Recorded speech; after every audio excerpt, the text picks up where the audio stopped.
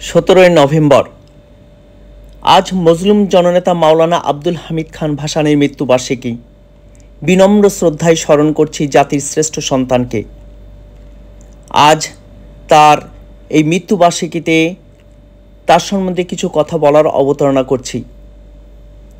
জাতির জনক বঙ্গবন্ধু শেখ মুজিবুর রহমান ও মজলুম জননেতা মাওলানা আব্দুল হামিদ খান ভাসানী পাকিস্তানিদের বিরুদ্ধে আন্দোলন সংগ্রাম ও স্বাধীন সার্বভৌম বাংলাদেশের রাজনৈতিক ইতিহাসের এক অবিচ্ছেদ্য অংশ। ভাষা আন্দোলন থেকে শুরু করে পাকিস্তানিদের শাসন শোষণের বিরুদ্ধে সংগঠিত প্রতিটি আন্দোলন সংগ্রামে ভাসানীর ভূমিকা অনস্বীকার্য।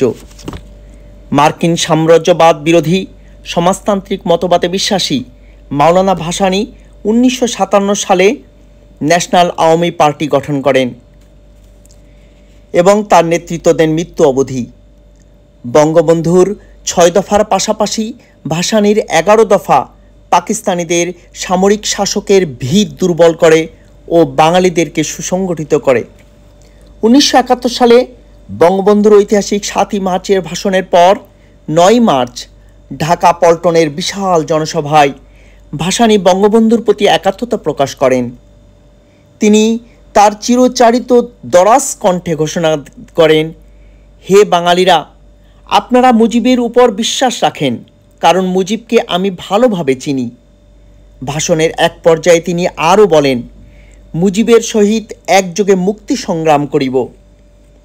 উক্ত ভাষণে বঙ্গবন্ধুকে উদ্দেশ্য করে ভাসানী বলেন, ওদের সাথে আলোচনা করে কিছু হবে না, ওদের আসসালামু আলাইকুম জানিয়ে দাও।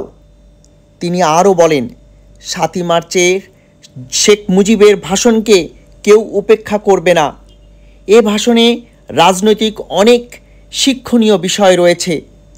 মুক্তিযুদ্ধের পক্ষে তা অক্ষরে অক্ষরে পালন করিবে। জনসভায় তিনি আরও বলেন, মুজিব আমার ছেলের মতো, মুজিবকে তোমরা অবিশ্বাস করিও না, তাহার উপর অনেক ভরসা। মুজিবকে আমি আপন সন্তান অপেক্ষাও বেশি স্নেহ করি। 1975 সালের 8ই মার্চ বঙ্গবন্ধু সন্তোষে গিয়েছিলেন মোহাম্মদ আলী কলেজের সরকারিকরণে। তখন রাষ্ট্রপতি বঙ্গবন্ধু মাওলানা ভাসানীকে কদমবুসি করতে যান।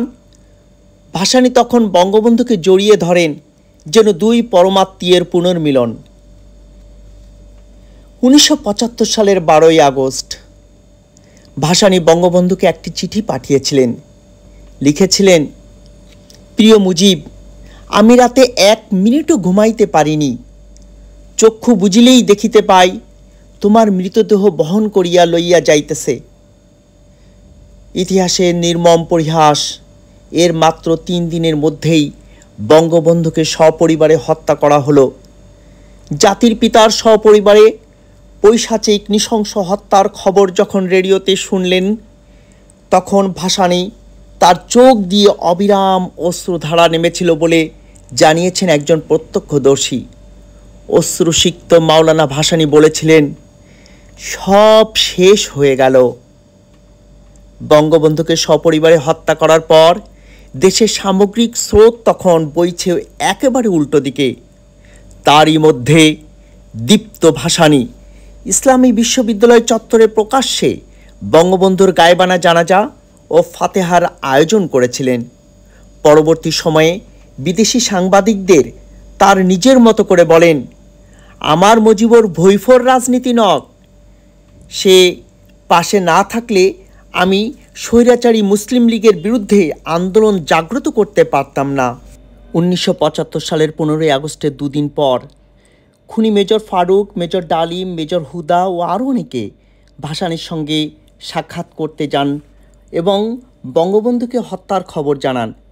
ভাসানী তাদের ধমক দিয়েই বলেছিলেন, তোমরা কি জানো যে তোমরা এক গভীর আন্তর্জাতিক ষড়যন্ত্রের পক্ষ হয়ে কাজ করেছ? খুনি মোস্তাকের নির্দেশে আগস্টের 16 তারিখেই জেনারেল ওসমানী হেলিকপ্টারে করে সন্তোষে গিয়ে ভাসানীকে ঘটনা জানান এবং সমর্থন ও বিবৃতি দিতে চাপাচাপি করেন। ভাসানী সম্মত হননি। 21শে আগস্ট খুনি মোস্তাক নিজে ভাসানীর সঙ্গে দেখা করতে যান। ভাসানী দেখা করেননি। আজ মৃত্যুবার্ষিকীর এই ক্ষণে আমরা বিনম্র শ্রদ্ধায় স্মরণ করছি জাতির শ্রেষ্ঠ সন্তানকে।